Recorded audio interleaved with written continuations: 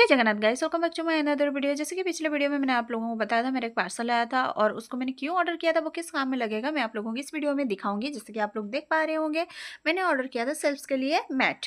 हमारे ओडिया घर में थाको बोलते हैं जिसको, हम लोग क्या करते हैं ना, पेपर डाल के रखते हैं। तो अभी ये सब आ गया है तो फैंसी टाइप का, तो मैंने ऑर्डर कर दिया था और मैंने इसको पहले पीसेस में काट दिया, 4 पीसेस में। मैं पहले बेडरूम को डेकोरेट करूँगी। देखिए कितना प्रीटी लग रहा है, बहुत ऑर्गेनाइज लग रहा है अभी। और मैं अभी किचन के लिए भी लाऊंगी, मैंने ऑर्डर किया है किचन के लिए।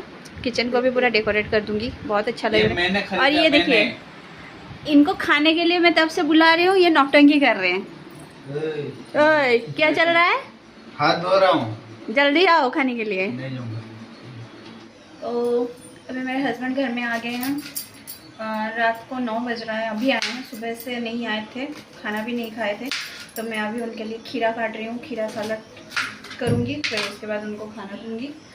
मैं बाद में खाऊंगी, खीरा काट लिया।